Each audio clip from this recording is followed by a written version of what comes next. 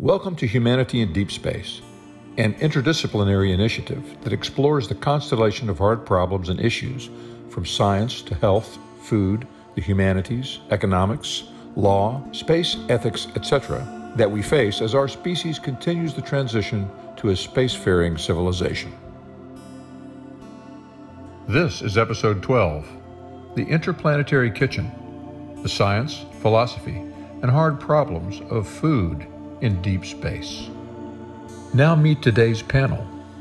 Dr. Julian Baggini is the author, co-author, or editor of over 20 books, and has written for numerous newspapers and magazines, as well as for the think tanks the Institute of Public Policy Research, Demos, and Counterpoint. He has served as academic director for the Royal Institute of Philosophy, is an honorary research fellow at the University of Kent, and has been a member of the Food Ethics Council since 2016. His website is julianbaggini.com. Tiffany Vora is currently the Vice Chair of Digital Biology and Medicine at Singularity University in the heart of Silicon Valley. Previously, Tiffany was the Faculty Director of Singularity's global ecosystem of experts and thought leaders. She is also the founder and co-founder of several startups. After working as a co-producer for nationally syndicated television, Philip Ruskin spent nearly 2 decades as head of his New York-based international marketing communications firm, specializing in food, beverage, and hospitality. Philip is now based in Paris, France, where he continues to consult, teach at ESSEC Business School, and contribute regularly to a number of U.S.-based consumer and trade publications. Bob Perry has been a chef in a wide variety of restaurant operations and is a past board member of Chefs Collaborative and many other sustainable agricultural organizations. He now conducts food systems research and teaches quantity food production and other food labs at the University of Kentucky. He is a co-founder of the International Society of Neurogastronomy and a faculty fellow of the James B. Beam Bourbon Institute at UK. Dr. Gary Stutte is a horticulturalist, plant physiologist, and space biologist who led research efforts to develop safe, sustainable food production systems for long-duration space missions to the Moon, Mars, and beyond at NASA's John F. Kennedy Space Center for 25 years. In 2015, he founded Synergy LLC to apply the knowledge and insights gained from growing plants in space to feeding people on Earth. Dr. Stutte has been a principal investigator on 4 experiments to the International Space Station, has published more than 150 peer-reviewed publications, and is the recipient of numerous honors and awards. Shahareen Reza is a serial entrepreneur. Prior to becoming CEO of Astreas, Shahareen was the deputy head of global business at Palantir Technologies. Reza's first startup, Purifade, was a clean tech water company that used the byproduct of Scotch whiskey to decontaminate industrial polluted water in Europe and took the technology to the villages of Bangladesh to tackle the arsenic water crisis. She studied finance and strategy in Sciences Po, Paris, and holds a Master's of Philosophy in Counterterrorism and Security from the University of Cambridge and a Bachelor's of Philosophy, Russian Literature, and Politics from Trinity College, University of Toronto. Shahareen trained at Cordon Bleu, Paris. Our moderator is Chris Kimmel. Chris Kimmel is the lead at Humanity in Deep Space and co-founder of Space Tango. Prior to this, he organized and led a variety of entrepreneurial ventures. Hello, my name is Chris Kimmel with Humanity in Deep Space. I want to welcome all of our guests here today for this really going to be a really fascinating, interesting conversation. As most of you know, Humanity, if you haven't checked, Humanity in Deep Space is a nonprofit initiative that's really looking at exploring how we as humans are going to make the transition to a spacefaring civilization. Of course, we already are a spacefaring civilization. We've been in space since the 60s, have been to the moon and back, and we've had people living and working in space for decades. And also, the robots on Mars are simply an extension of us as humans. And so we talk about all the very interconnecting issues that deal with how we're going to do this, not just the technology and the science, but also a lot of the human aspects, like ethics, the psychology of deep space and isolation, philosophy, different kinds of things, law, legal issues. And of course, today we're going to be dealing with, I believe, one of the most interesting and perhaps problematic is our relationship to food in deep space and how we're actually going to do that. So first, let me thank again our sponsors who make all of this possible. And that is Space 629, Kentucky Science Technology Corporation, the Space Station Virtual Institute, or Solar System Virtual Institute at NASA, National Stem Cell Foundation, Children's Center, Baird Financial, Space Tango, Media Collaboratory, the START program at the University of Kentucky, Higher Orbits, the Interstellar Foundation, VisitLex, and 22 Solutions. So thank all of our sponsors for helping to make this possible. So before we get into it, I'm going to ask each of our panel to actually briefly introduce themselves. So let me start on my left with Julian. Yeah, I'm Julian Baggini. I'm just a writer and philosopher. And where are you located, Julian? Right, I'm in Bristol in the United Kingdom, Southwest. Gary? I'm Gary Stutte. I am a horticulturist, a plant physiologist, and a space biologist, and I am located at the Space Life Science Laboratory right at the gates of Kennedy Space. Great, thanks. Bob? Hi, I'm Bob Perry. I'm the chef in residence at the University of Kentucky. I teach food labs and do a lot of research on food systems. Tiffany? Hi, I'm Tiffany Vora. I'm a molecular biologist by training. I live in Silicon Valley, and I work on biotech, technology, and innovation. Okay, Shahareen? Hi, I'm Shahareen Reza. I'm the CEO of Astreas. We are the first commercial company focusing on astronaut health, nutrition, and food in space. Our headquarters is in Silicon Valley. I also have team members spread out through MIT, the UK, Texas, and New York. Thank you. Phil?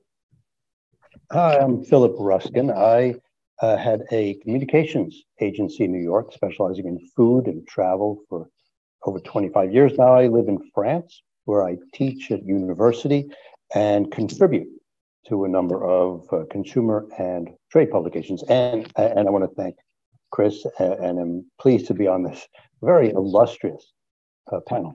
Thank you all. So as we get into this, people can, ensure the audience can ask questions as we go through these conversations. We'll try to get to those, as many of those as we can.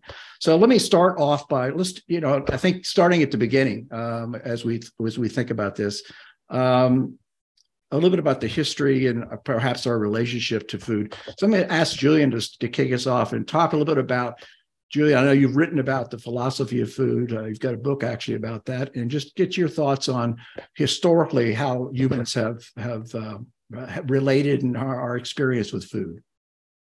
Well, thanks, Chris, and thanks for having me here. So it's a great panel. The space world seems to be an extremely welcoming one, and a very curious one, which I suppose that isn't so surprising.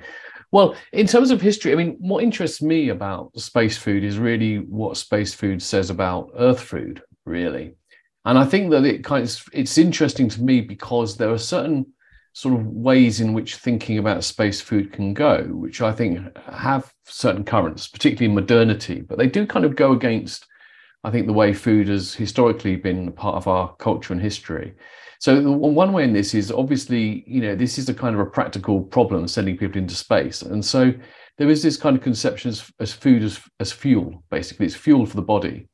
And, speaking to people who work in it, they quickly realize this doesn't really work. It's okay for sending someone up to, for a 2-day trip. But as soon as people get into longer trips, food matters a heck of a lot more than that. It's not just about the pleasure. It's about the emotion of it, the feeling it gives you, the comfort it gives you, the memory it gives you, and also the conviviality of eating together. This thing that food is a social thing. It's not just fuel for the body. So I think space food gets us to think about how it's not incidental that this is what food is like. This is essentially what it is like. And related to that, if we think about our bodies as just like machines which need this fuel, rather than as organic organisms, I think we also have problems because, again, quite naturally, when you're trying to send people into space, the things to do is to often formulate food in a certain way. You have to balance your macro and micronutrients, make sure it all works. So it's kind of becomes this sort of formulaic thing. And I think some people think this is actually the model we should have for food on Earth. Whereas I actually think it's completely the other way around. Yeah, space food doesn't represent the ultimate in nutrition, which we should try and copy on Earth. It's something we have to do because we have to produce it because it's the only way to feed people in space. It's kind of always second best. And one reason for that, I think, is that we are these organisms, very complex organisms. And, you know, whole foods are important to us. And the minute you imagine you can just break it down to a kind of a list of micro and macronutrients, put them in a like a test tube or powder and give it to the body, that you're going to get the same health benefits, I think is mistaken. And I think the third, just more general point, which I think relates to all of this, is, you know, well, what are we doing when we're exploring space? And I can put it in two ways. Are we expanding our humanity, or are we in a sense trying to escape it? Because I think sometimes and this is not true at all of everyone. I don't know what proportion it is. But sometimes I think that the desire to get out into space, colonize new worlds, it has this almost anti-humanist sort of trait. It's the post-humanist future. We want to get beyond the limitations of these fleshy, messy bodies, turn ourselves into machines, give ourselves fuel. And I think that's kind of mistaken. And space travel will be successful, I think, if it's about humanity expanding its horizons, not trying to kind of escape from its messy molecular biological condition. I'll just stop there because I don't want to go on too long. There's so many other people to hear from. Yeah. Shahareen? Well, I love having this conversation because Julian and I have spoken at length on the history of space food. I think it was a few years ago we had an in-depth conversation. Throughout the time, one thing I've found quite interesting is just looking at how humans travel and what instigates them to travel. And so even if we look at the origins of food going back in history, it was the spice trade that really was the catalyst for colonization. The food in the UK was very bland and the Europeans needed more. And seeking to have more pleasure in their food was very important, because while it's a convivial engagement, if you're having bland food, it doesn't bring people together. And so even speaking with astronauts at my company, we had the pleasure of interviewing numerous astronauts, and they all talked about how you're in space and suddenly food tastes different. And so for us, it was looking at what makes food taste different. And so they would all put a lot of sriracha sauce on their food. Because of body fluid shifts, you can't smell the same way. And 70% of what you think is flavor is actually what you're smelling. And so it was that desire to have spices. And so even if we look at history, a lot of the reasons why colonialism started was because we went back and we found all these spices and included them in our menu. So when I think of space food, it's not just this idea of taking food up, but also how do you augment pleasure and flavor? And I think the introduction of spices and having more of a world view is what makes it reaction where we come together and we eat and we enjoy it by creating something that's different and new. That being said, I am deeply a Francophile. So Philip, it's nice to have you here. I was kicked out of Cordon Bleu because I kept breaking all the rules. And that's what makes space food very interesting, because we're here to break the rules. It's not the same way that you do food on Earth. And that's really the mission of our company, how to introduce luxury and nutrition while making something deeply pleasurable. Gary, you've obviously spent your career working on and thinking about how we're going to produce different kinds of foods in space, particularly plants and biological things. And then as you in your career with NASA, as you worked on this with your colleagues, does this something that is kind of a focus on understanding this, that it can't just be, it's not going to just be able to be, granola? No, that's a really, really good question, because, having worked and trying to develop those, particular payloads and, what is needed to keep people alive for 3 to 4 to 5 years is, the first part goes back to food as fuel. How do we get those calories to keep us alive? So very much their early focus was on caloric crops, those staples that are giving you, you got potatoes and wheat and rice and corn, those basic calories. But it soon became apparent that, that we needed things that had a diversity to make those things palatable, where you could actually eat them, and provided those essential nutrients and phytonutrients that provided health and well-being. So that a movement now towards more fresh fruits, that entourage of color. So you have this incredible number of phytonutrients that are in the system providing that health and well-being. It turns out that there's a very limited number of crops worldwide that are really calorie dense, but an incredible array of those that provide those flavor, those foods, and those spices. So the challenge becomes narrowing that down to what is feasible to grow, provide the diversity, and maintain the health for long durations. Yeah. Phil, let me ask you, I'm always struck by the amount of time our culture, our species spends talking about food, looking at food, eating food, reading about food. And from someone who spent a good part of their career basically doing that, I mean, working with, and I know you have because we've known each other for a while, working with chefs and with all over the world and publications and restaurants. What strikes you about what has struck you about in this, the whole issue of our, humans in our interface with food, and why is there so much incredible interest? But I think food is one of the number one hashtags on Instagram. But you see everybody, we go everywhere, we see people capturing their food experience. I think something that Julian touched on and Shahareen touched on, actually everyone has touched on, is this sense of commensality, right? I mean, I work with a lot of restaurants, and in restaurant, people go to restaurants to not only be to eat, right, but for the experience. The word restaurant comes from French. Restaurant means is to restore, right? So it is connected to health, and that connection of the well-being to what Julian was talking about, which is commensality, right? The sitting around, exchanging with people, being part of a community over food is something that I notice and has always struck me as how important it is. And with food TV, I think it's so strong that even watching food on TV, I think triggers something in people. Even though, I mean, you've got literally tens of millions of people watching the same food program, but they're all, especially during lockdown, right? They're all alone, but they're watching that, and something about food which triggers that. So people have always, right, enjoyed food together. So that's something which I think is key, will be key in deep space.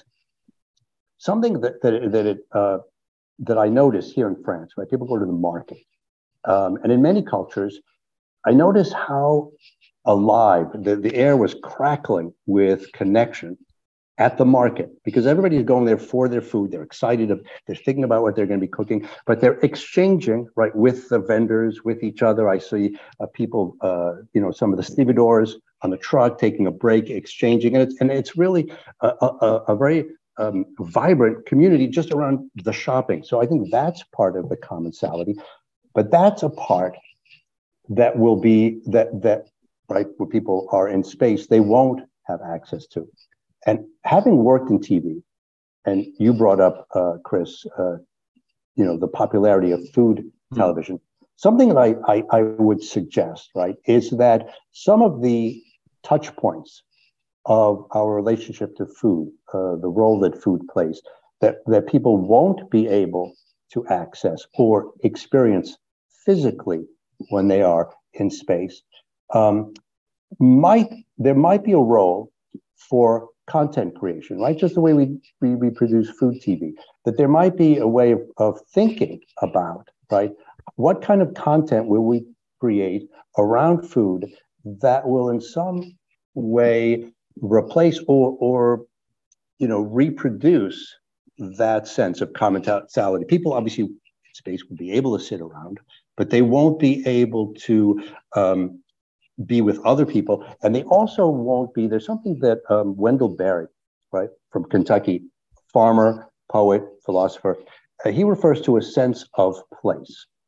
And food is very much a part of that. That is, our food as this pillar of culture, right, grounds us to our community, to each other, to our own sense of self and culture through the earth and through the food that we grow. And I would suggest that in space, people will not be grounded, right? So they won't have that to ground them, is to think about food as creating a taste of place, right?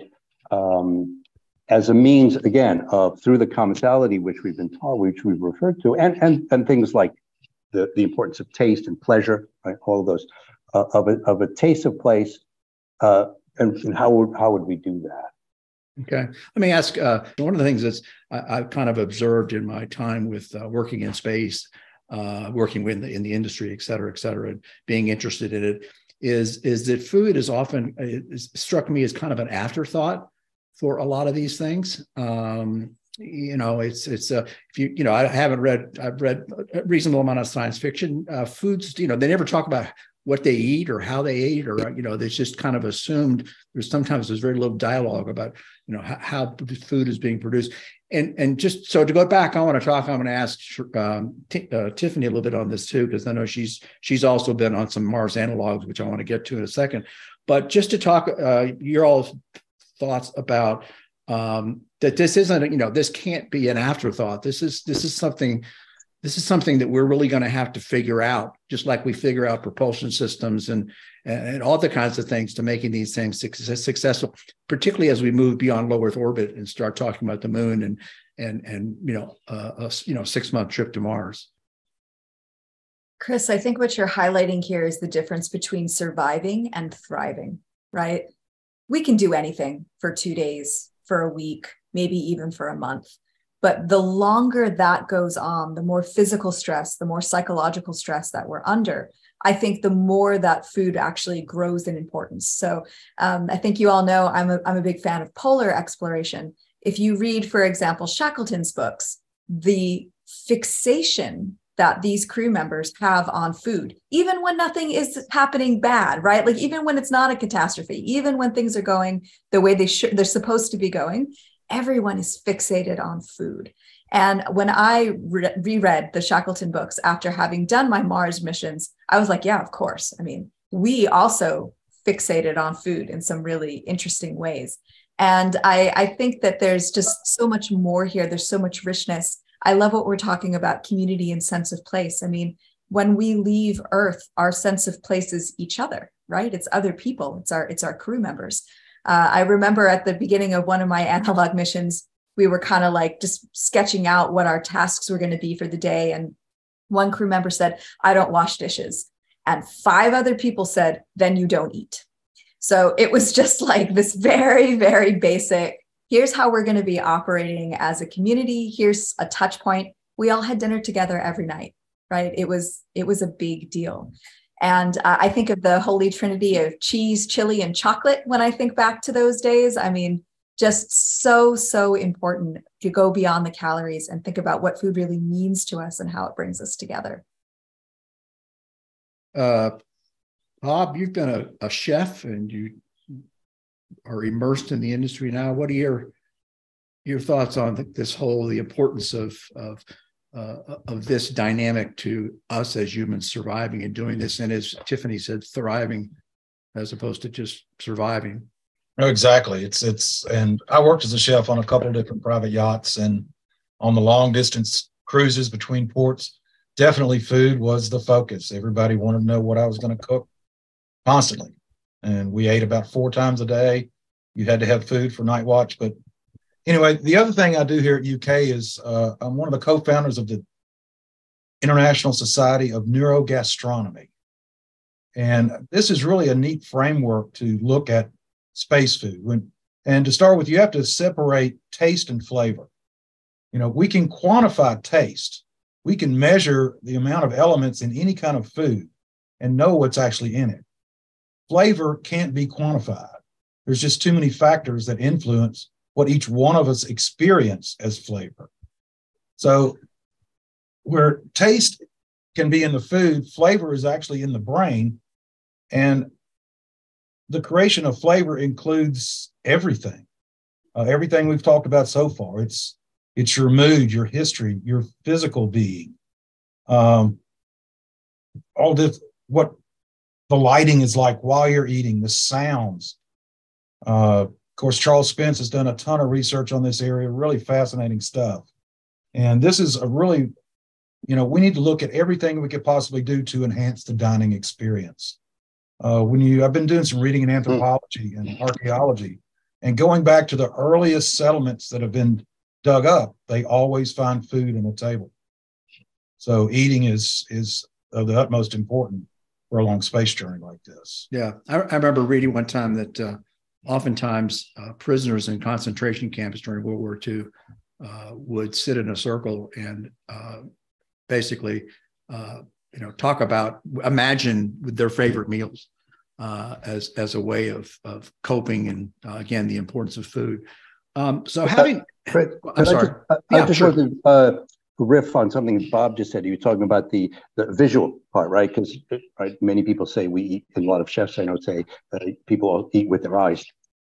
And if there won't be, right, in space, if they will be limited to what can be grown, what can be served, what can be cooked visually, right, that will be certain limitations. So again, I go back to this notion that I brought up before about creating content, maybe virtual reality, maybe immersive. Today, I got an email, a press release from an agency I deal with for a new restaurant that just opened, right, this week, okay, in Paris. It's called Stellar, right? And what is it? It's an immersive eating experience where you are in the universe. I kid you not. I thought, wow, how what synergy is that? Kismet. So what it is, I saw the pictures, and you're in the bar, the restaurant, and they've got planets, and they've got video on the walls of you're traveling through space and all that. So my thought was, going back to what you all are saying in terms of the pleasure and the need for not only taste but visuals, is what about creating an experience that people on Earth can go to a bar, restaurant, and be immersed in outer space, right, to enhance their dining experience that way. Is there something we can think of that would be the reverse, the flip, have some kind of immersive experience in space of Earth, which would again bring us back to that sense or taste of place, of grounding us to. I have to pipe in here because, Bob, first of all, you mentioned Charles Spence, and we actually had the pleasure of working with Charles Spence way back in the day when Charles Michel, one of the chefs on the team, had introduced me to the concept of sonic seasoning. Mm-hmm. So the idea of sonic seasoning, which if you don't know, is this idea that our perception of flavor is very much a concoction of the brain. And so it's not just the auditory or the flavor profile in your mouth, but when you hear music, that will also impact how you perceive a product to taste. So just last week, we were at the Wall Street Journal Future of Everything Festival. And so we had a booth where you could put on a headset and close your eyes and take a first bite of Astreas, which is high performance chocolate truffle. And then when it's something soft playing, you have a different experience of the taste and texture. And then when you have an upbeat tempo, that actually augments your sensory perception of what you're eating. And then on top of that, Philip, I love that you talk about the AR component. We then had a headset where one of our astronauts, Greg Shamatov, has created an AR VR experience. You could literally fly through space while eating to have that experience. And the reason Greg Shamatov created it was in space, you feel nostalgic for Earth. So then you could see green and you could see water. And the idea is having a connectivity that goes beyond food, but really what it means to be fully immersed in that experience. And so for me, it was interesting as you're talking about chefs. And I think what a lot of people forget is to be a chef in space is a very different landscape. So when we spoke with a lot of chefs, they have this idea of, oh yes, these ingredients, these flavors, these experiences will be amazing. But then in space, you have massive constraints. You have constraints on space, you have constraints on storage, on the ability to cook and freeze something. So for us to look at food, it's that we do need a chef in space because it's a completely different territory to work with. And this is something, Julian, that you and I had discussed in the past. What it means to cook in space is very different from how a 3-star Michelin chef will cook on Earth. We had several webcasts ago, we had Robert Thomas, who was an admiral was a captain of a nuclear attack sub.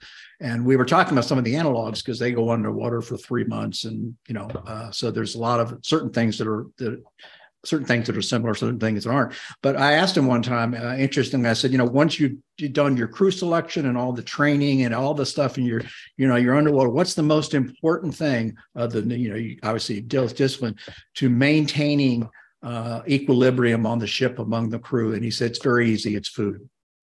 And I've since learned that oftentimes the Navy will send its chefs to train with 5-star chefs. And he said, he says, after we're underwater, when we're underwater for a week, nobody knows what day it is, but they know it's Tuesday because it's pizza day. And of course, they make everything from scratch. But I think it's interesting because as we're talking about these things, and I'm going to go back to Tiffany for a second and ask her. I think we made some really, really interesting points. The question is, so how are we going to do this? And Tiffany, I just want to have you talk a little bit more about your analog experience and how long you were there, and what some of the things that happened with food, et cetera.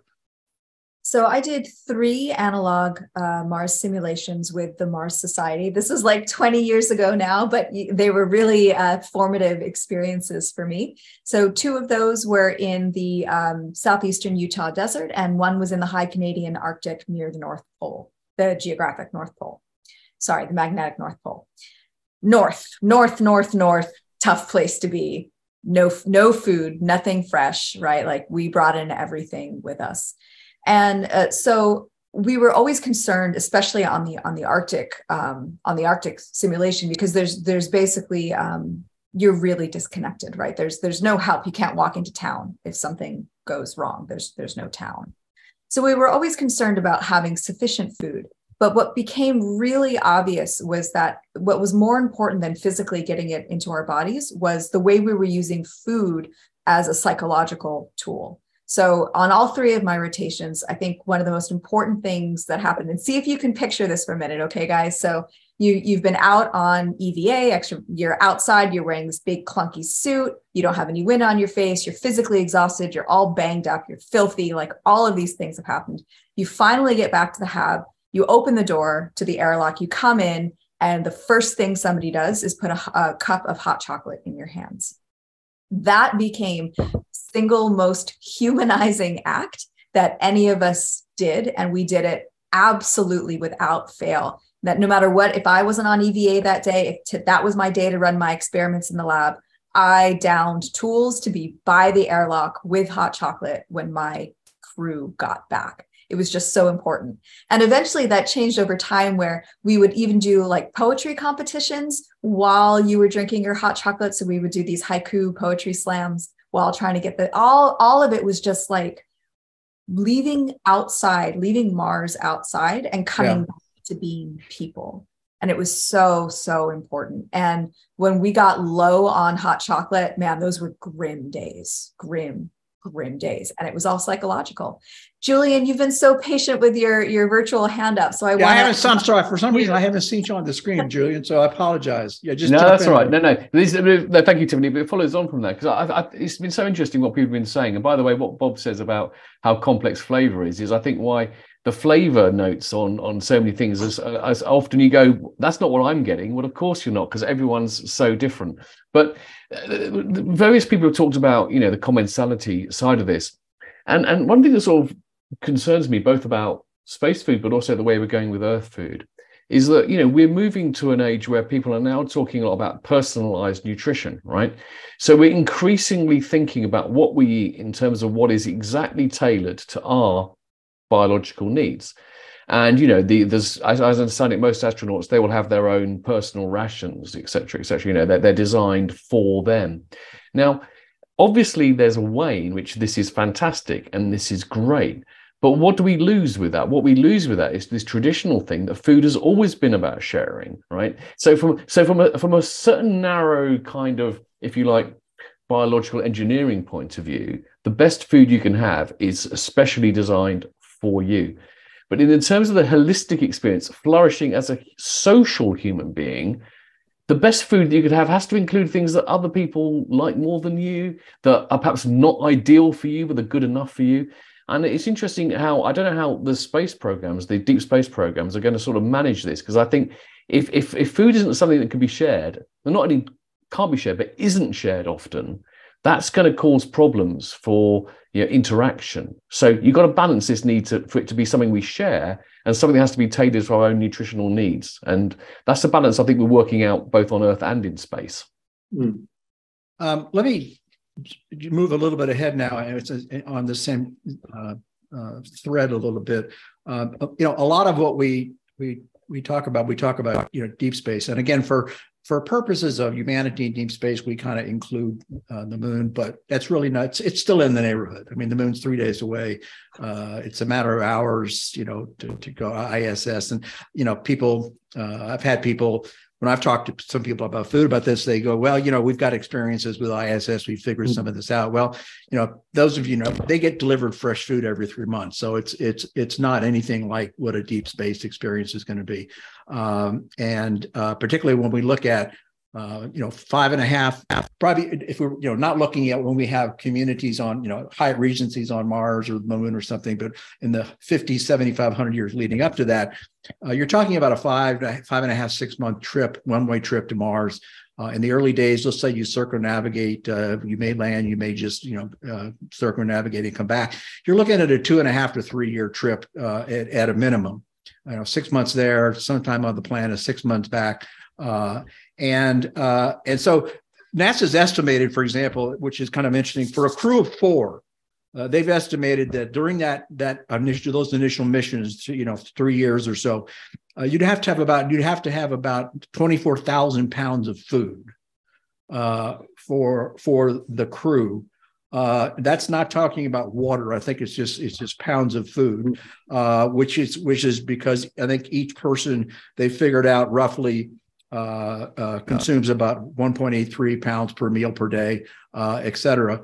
As we talk about these things, the reality of the space flight itself, the reality of what we're going to be able to do, and getting back to what he's saying, it seems like the realities of space and the physics of space travel and the importance of variety of food, taste, smell, all these kinds of things. I think it's unrealistic, as people have said, to think that humans are going to go on these extended voyages into deep space. And people forget too, I remember Greg Schmidt from NASA saying, on the trip to Mars, the 6 months, you're going to be in this, this sealed, whatever it is, ship, and you're not even going to have a sense of movement.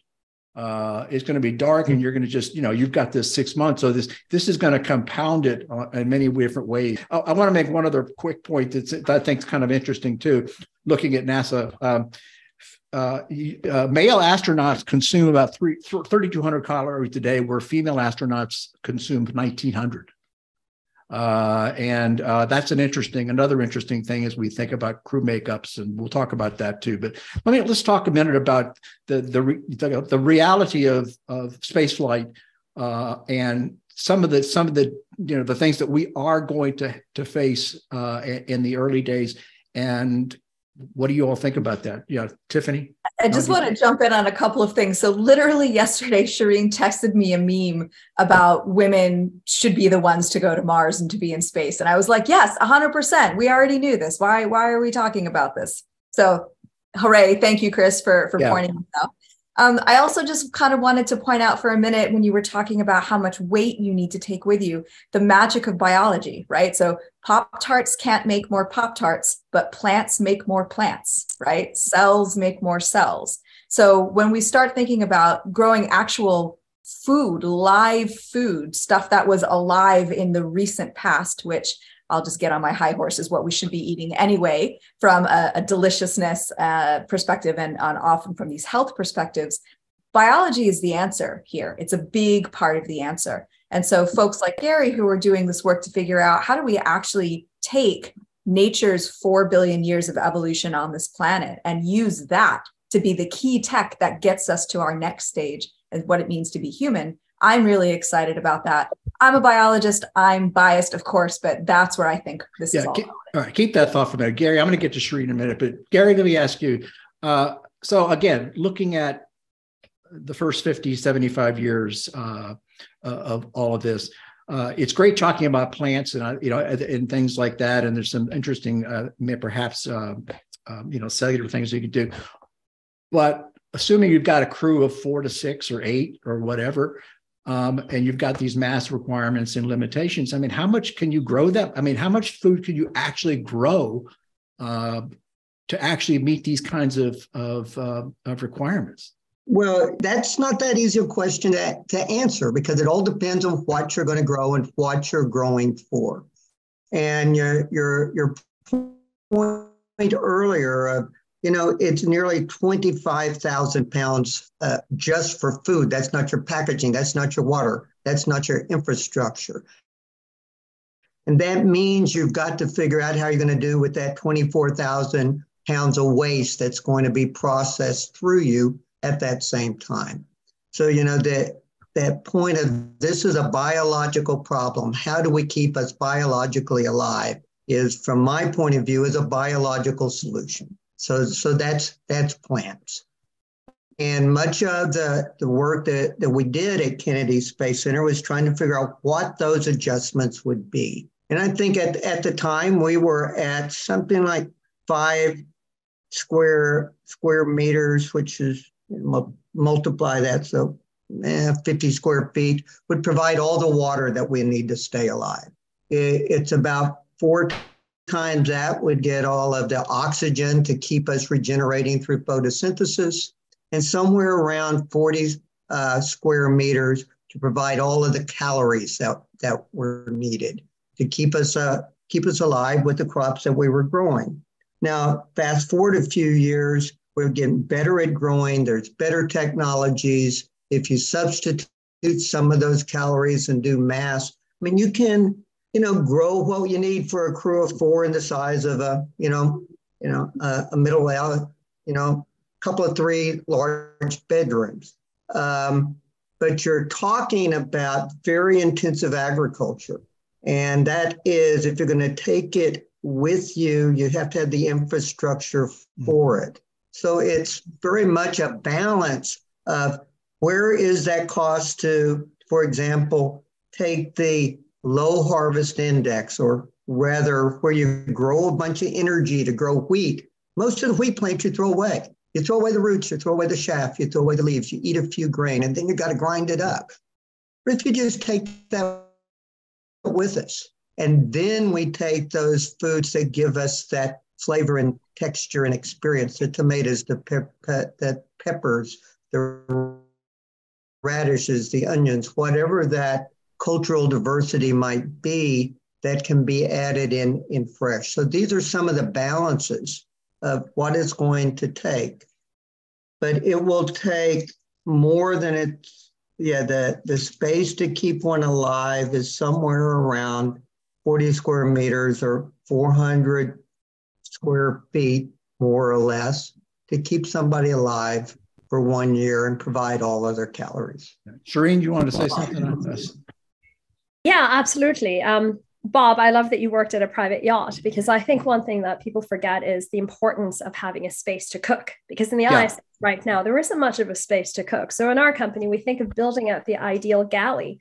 And so we had one NASA Deep Space Food Challenge Phase 1 in partnership with Aleph Farms that does cellular agriculture. And so they do 3D printed steak. And the idea is, what other vehicles do we have to cook with? Because right now you just inject hot water into a pouch and you mush it around, which destroys the texture. So for us, it's engineering a sous vide that works in zero gravity. Our CTO did his PhD on how water behaves in zero gravity. So could we have a way of cooking in a medium where it doesn't matter how much time it takes? That's the glory of a sous vide. You can set a time, walk away, and come back, and it's perfect.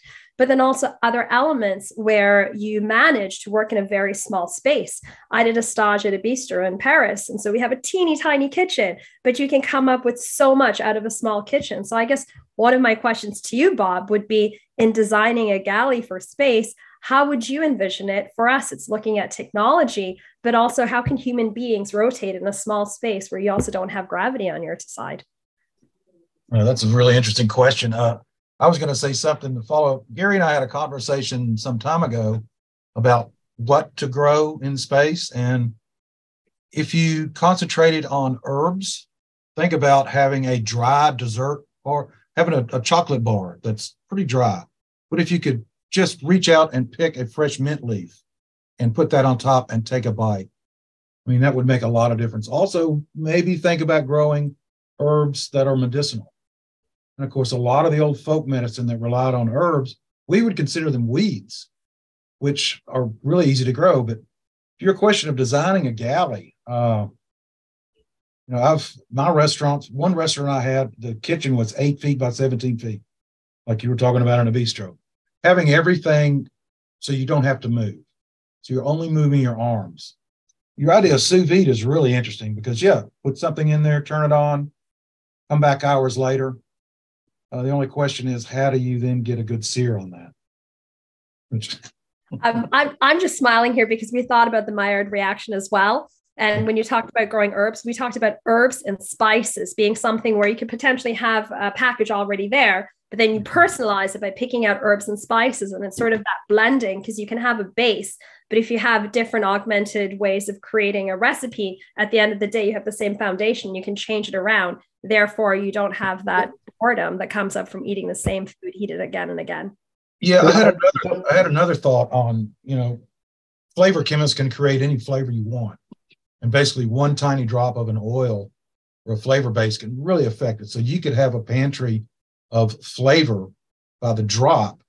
And to even look at another aspect of that, about the scent, you could actually scent the spacecraft with whatever. Think if you're going to have a seafood dish, you play sounds of the ocean and you scent the cabin with sea air. One thing to just mention on this one is it smells really awful in these places because imagine people being locked in. You can't open up a window. So if you imagine the worst locker room, and then they literally have arguments about who opens up the door when the crew people come because you don't want to smell what's there. So maybe we could use trigeminal stimulation where you have the sense of wasabi or menthol or cinnamon inside as opposed to the external, because astronauts, to their benefit, can't necessarily smell as well in space. Maybe they don't really want to either. Yeah, one of the things too, I think you're getting to, which is it's interesting, is that we don't, one of the people that we work with in Humanity Deep Space, a really great, bright person is Dr. Jeff Schmid, who's a NASA flight surgeon, and he actually gets assigned to astronauts. And, we've talked a little bit about this. And one of the things we talk about oftentimes in the conversations is that, of course, all these things we're talking about, whether it's in health or food or,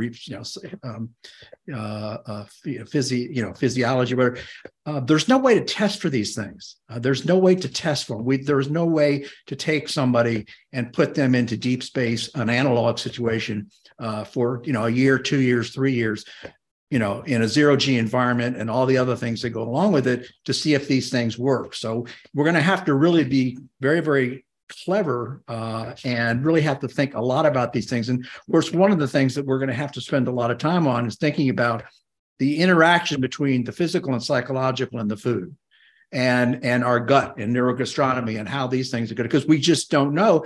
And I'm going to ask Tiffany to give me a really quick story of a real life situation on her Mars analog about, wouldn't it be great to have spices in our food? Yeah, I think I know exactly which story you're talking about. And I'm glad you said brain and gut. The piece you're missing there is the bacteria that live in our guts as well. So on one of our Mars analogs, our food situation was just not good. It was keeping us alive, but it wasn't filling that, need of the soul. And so somebody had brought this giant bottle of hot sauce, and we used so much hot sauce for so many days that we actually killed all the bacteria in our composting toilet.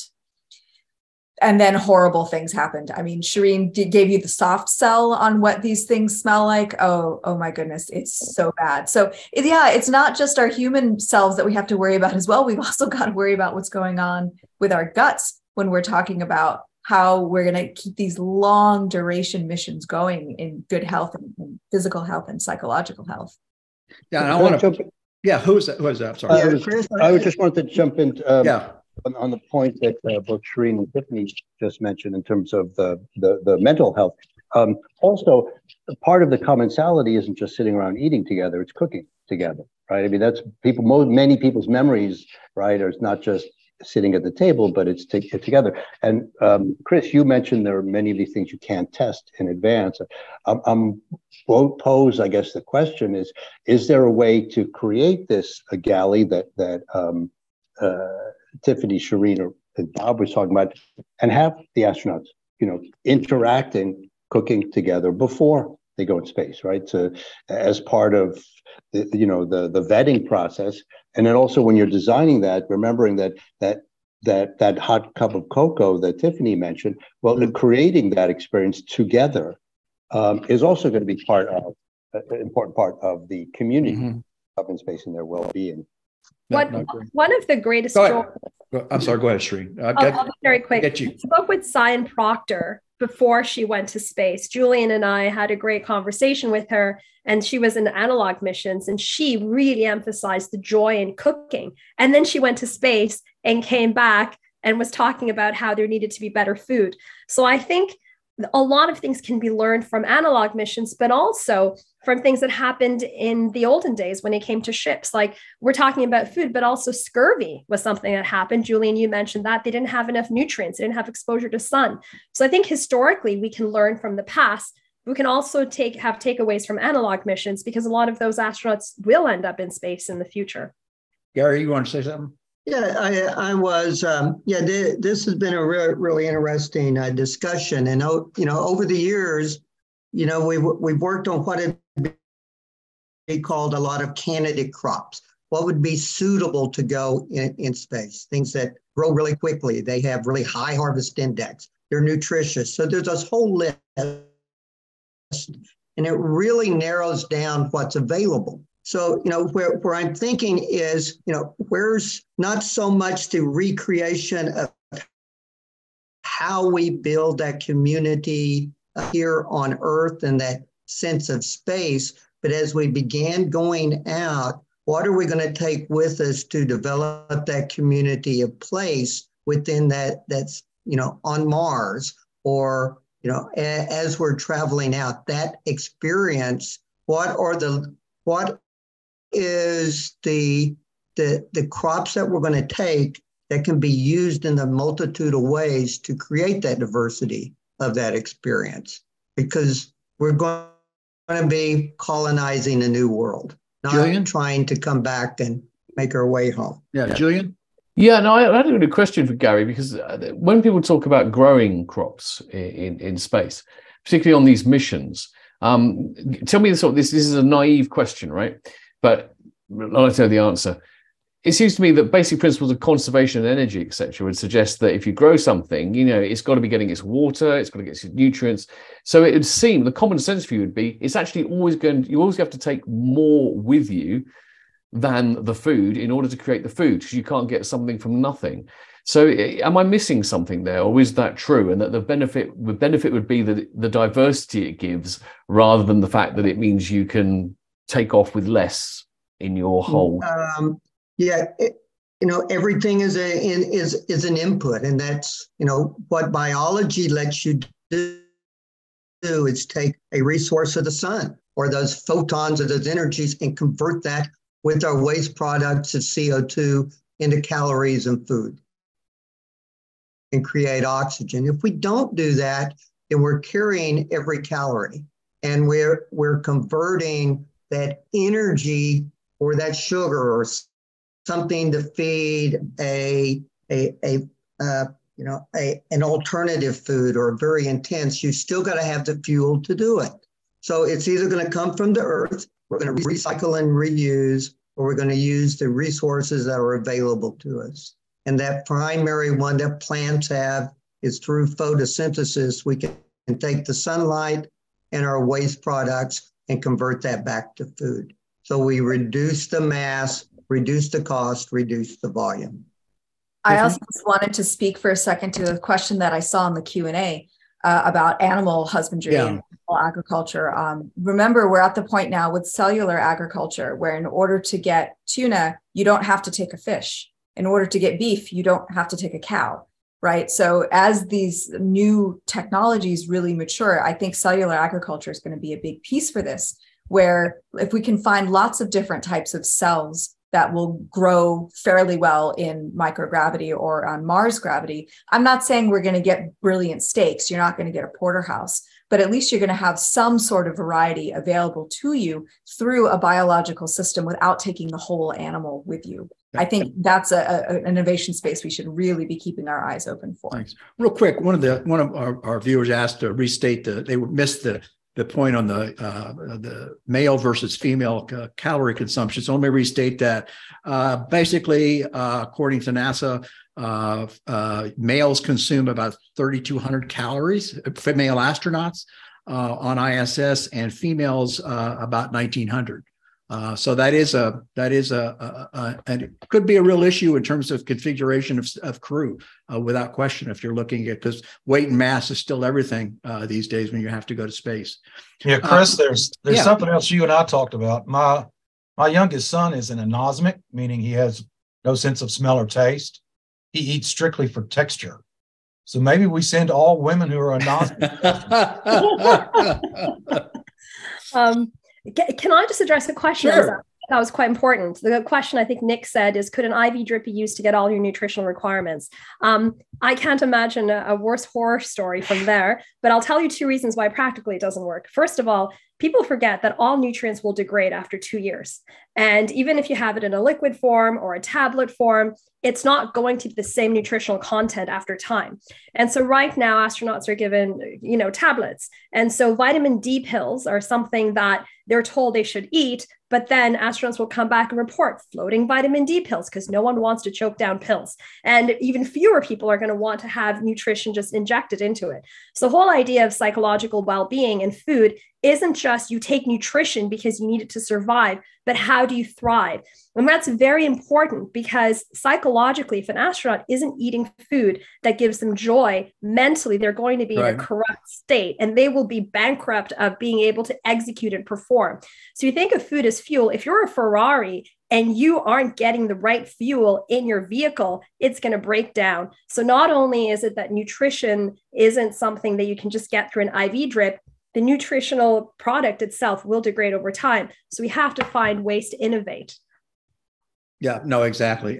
Somebody commented here, which is interesting, said, as talking about the physical and psychological aspects here, with it, while inspecting military kitchen, this person's father saw the chef break up eggs and throw them into a large vat of powdered eggs being prepared, and asked why he did that. He said the troops pull out some of the shell from their eggs and they're given the perception that they're eating fresh eggs, which I think is, and again, we've kind of alluded to that. The brain's not a thinking machine, it's a survival machine.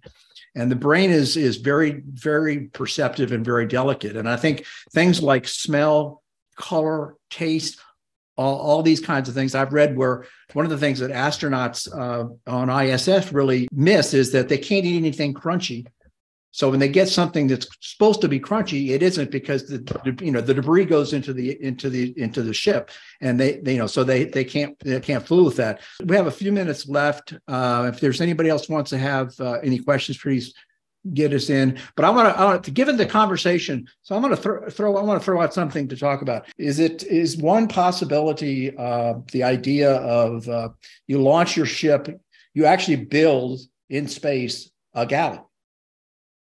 With according to specs and all a galley, as well as other spaces that may be needed within the confines of the mission, within the confines and the restrictions of space and all that kind of stuff. And so you circumvent a little bit the weight and mass issue of getting out of the gravity well, which is a big problem. And the ship then rendezvous and docks with in a sense the galley. And the kitchen, if you want to, for the mission, and not because it's so important, and then we can't underestimate it. That this is something that needs to be seriously considered, as opposed to, everybody going up on this. I don't know. Does anybody know whether Elon Musk, the Starship, whether they have anything built in there other than a small cubbyhole for the food issues? Does anybody know? I don't know that about the Starship, Chris, but I would want to say that, that idea of spreading out that logistics over time doesn't really get past getting beyond the gravity well. It just spreads that out over time. So Right. You still have got to get the same kilos from point A to point B, bring them together. That makes a lot of sense in some ways, but in others, as pointed out, if you start stockpiling your food and then you begin to connect to start that trip and the nutrients begin to degrade, then you've got other issues that show up. So it's it's a logistics issue. It is a space issue. It's an interaction with our food issue. It's a very complex problem that is, I think, gets some level of short thrift because it's not nearly as straightforward as getting the thrust necessary to get an insertion into orbit. Right. And so I appreciate you putting together these opportunities to talk about this. Yeah, Scott Tate, who was the destroyer captain, was on that same webcast we had with Admiral Thomas, and he mentioned, we talked a little bit about this, but he mentioned that the way the Navy dealt with it, essentially was they came up with the idea of supply ships, which is another certainly possibility. Again, understanding it's all going to be complicated, it's all going to be expensive, but I think one thing that we've gotten into, which I find really interesting, is that this is an important issue for these missions to be successful. These people have to survive. They have to thrive. They are going to be under unbelievable stresses and pressures. And recognizing the importance of food to the human species is something that we need to really, really be spending a lot of time on. So we are, unfortunately, we're out of time. This has been great. We could have gone on another hour. In fact, maybe if those of you listening, if you'd like to see this conversation continue at a future point, because lots of issues we didn't get to, you can send me a text or send me an email at kkimmel at humanityindeepspace.com. And also, if you have any thoughts on to some of the questions that we asked as well, that some of the panel asked, go ahead and send those to us, and maybe we can continue this this conversation at a future point. So let me thank all of our panel so much for your conversation, your ideas, your insights, your candor. This has been really, really interesting. I appreciate it, and also to thank our sponsors one more time for your involvement with Humanity in Deep Space. Our next webcast will be on June 15th, so you watch for that, and we'll be talking about that a little bit more in the future. And so thank you very much. Somebody just asked me, Shahareen, have you considered using air fryer technology? I'll let you answer that offline. Listen, thank you everybody much, and from Humanity in Deep Space, thank you so much. Thank Bye. you. Thanks. Thank you, Chris. Thank you for joining us for Humanity in Deep Space. You can find all of our videos, as well as other curated content, at www.humanityindeepspace.com or on YouTube by joining Humanity in Deep Space. The music for this episode of Humanity in Deep Space was written and performed by Danny Grandstaff and is available at dannygrandstaff.bandcamp.com.